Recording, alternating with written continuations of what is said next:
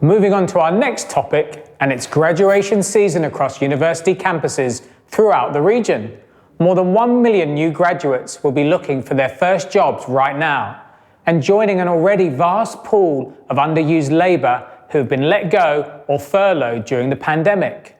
This was already a problem for the class of 2020. If we look at Singapore, there was a hefty drop in the number of new graduates scoring full-time jobs last year, from 82% in 2019 to just under 70% in 2020. In Malaysia, the number of unemployed graduates rose to 22.5% last year.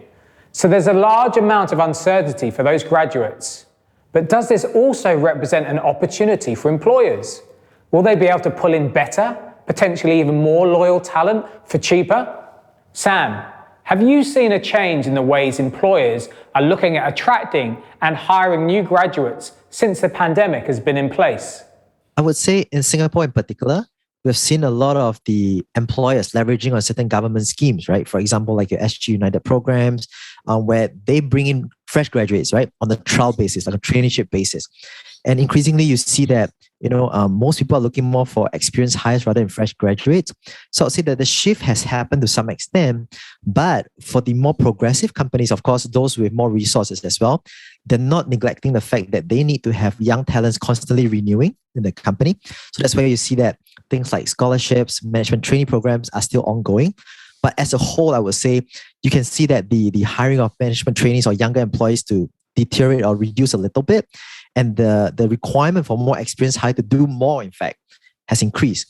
So I would say, to some extent, yes, some companies probably might be exploiting the situation to hire better talents at a lower cost. But ultimately, if you think of it from a talent perspective, if you're a really good talent, ultimately you'll still be well paid in a rightful way. So I'm not too concerned about that. It's just a matter of how can a regular fresh graduate now actually shine, right? How can they actually showcase the true value in this somewhat more competitive market, because the hiring positions are much lesser, in particular if they're not in the tech space where there's high demand. And I also want to talk about processes. Have you seen any changes in the ways employers are going about their mass recruitment exercises for new graduates?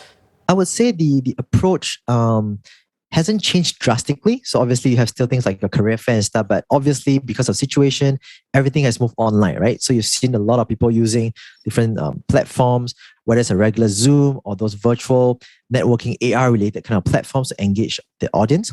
So I would say the process wise, most of it has taken the digital platform.